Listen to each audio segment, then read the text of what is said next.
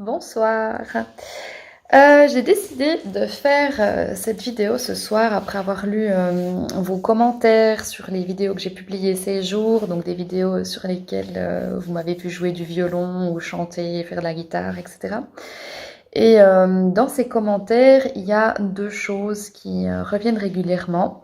C'est tu as du talent et ouah, tu sais tout faire. C'est certainement aussi lié au fait que je fais de la photo. Donc bon, déjà merci, ça me touche évidemment beaucoup. Mais par contre, ce soir, j'aimerais faire deux choses en réponse à ces commentaires. La première chose, c'est démonter le mythe du talent et du savoir tout faire.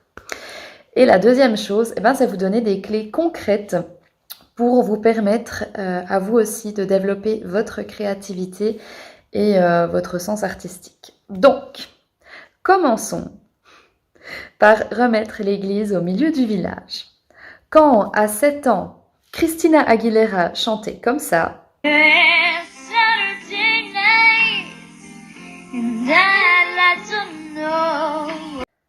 moi, je faisais ça.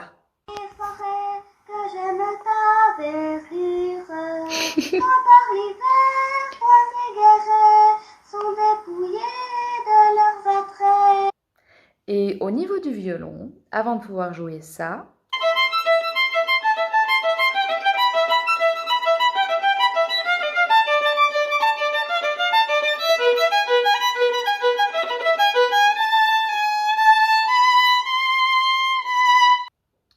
il a fallu commencer, et ça a commencé comme ça.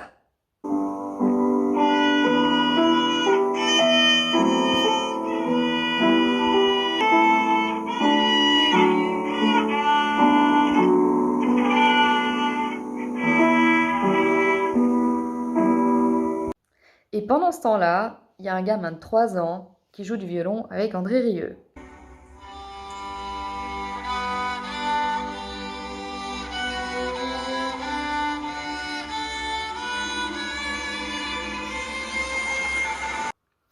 Donc, la conclusion de tout ça, c'est que je ne suis pas née avec plus de talent que vous ou que n'importe qui. Maintenant, je vais vous donner 6 clés pour développer votre sens artistique et votre créativité, puisque en cette période de confinement, vous pouvez mettre à profit votre temps pour développer de nouvelles aptitudes. Donc, la première clé, c'est enlevez-vous l'étiquette que vous êtes collé sur le front.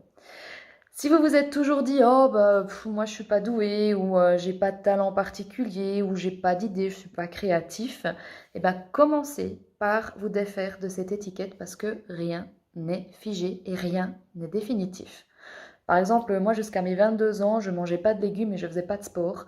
Et j'étais vraiment persuadée que j'étais juste une personne pas sportive et puis que le sport, c'était pour les autres, quoi. Et un jour, j'ai commencé le jogging et puis après, j'ai commencé l'escalade et puis je fais de la randonnée et aujourd'hui, je pense que les gens me considèrent plutôt comme quelqu'un d'actif et de sportif. Voilà.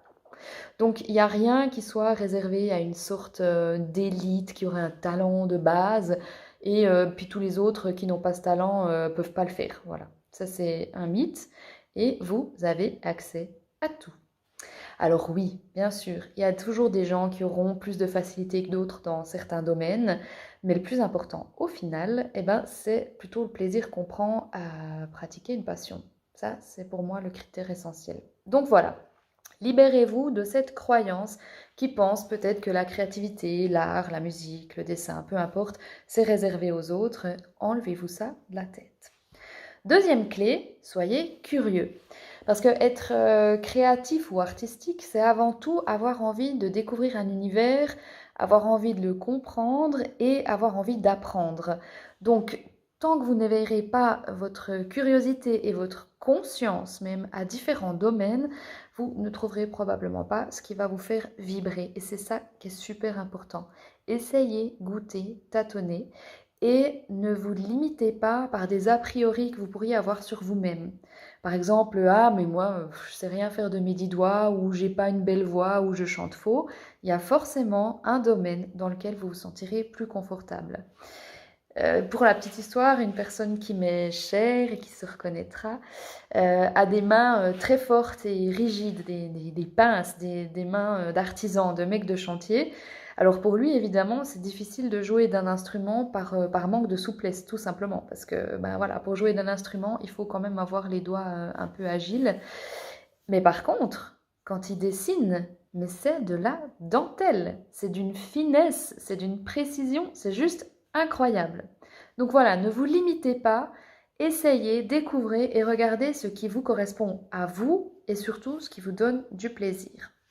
Troisième clé, c'est sachez être touché.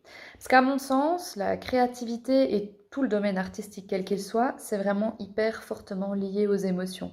Certains écrivains vont parler de thérapie quand ils écrivent. Il y a des compositeurs qui vont décrire la musique comme une forme de soupape pour libérer leurs émotions.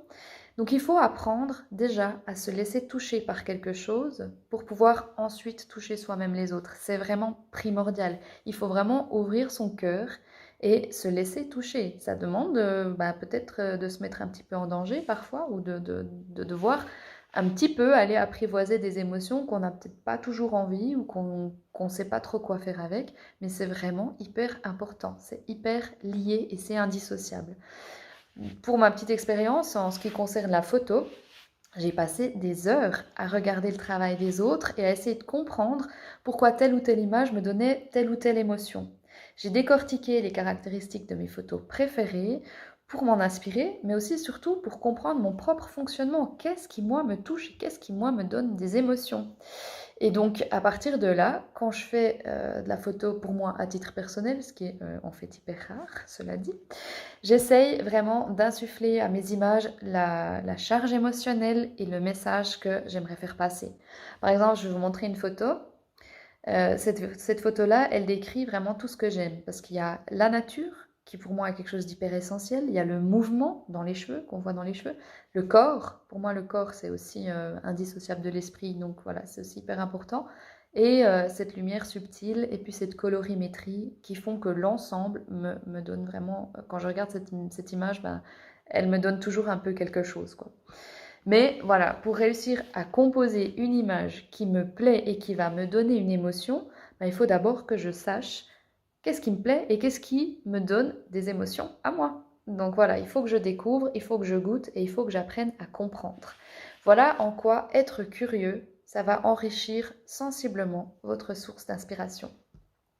Quatrième clé, travailler.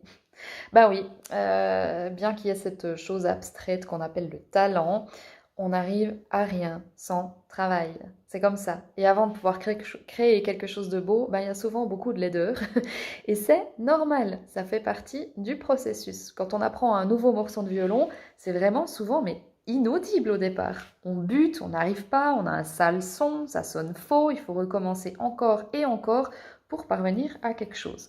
Quand on commence à dessiner, par exemple, eh ben, on aura des problèmes d'ombre, de perspective, de proportion, de régularité, de traits simplement.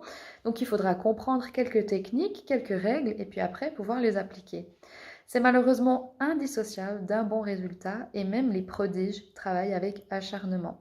Donc quand vous pensez que quelqu'un a du talent, pensez également aux innombrables heures de travail qu'il y a derrière ce que vous percevez. C'est hyper important. Par contre, ce qu'il faut dire aussi, c'est que le travail sera beaucoup plus facile si vous restez curieux, si vos ambitions sont réalistes et surtout si vous prenez du plaisir à ce que vous faites. Cinquième clé, ne vous comparez pas.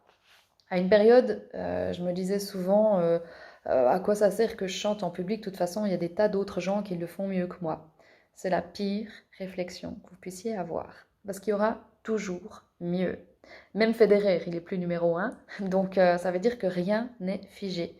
Si aujourd'hui vous vous considérez comme quelqu'un de peu créatif, eh ben, il est bien possible que dans 6 mois, ça soit complètement différent.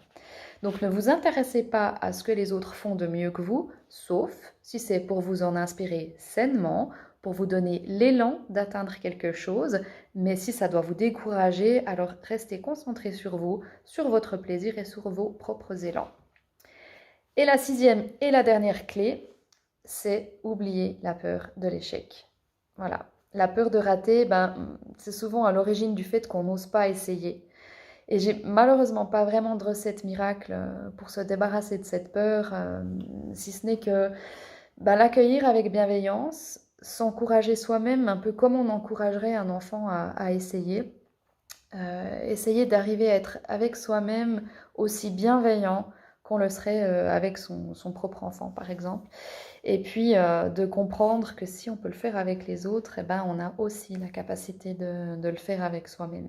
Je sais que ça reste ben, de la théorie, mais c'est important d'essayer, ne serait-ce que de faire le plus petit pas possible avec une ambition toute modeste, mais juste essayer et se laisser aller. Voilà.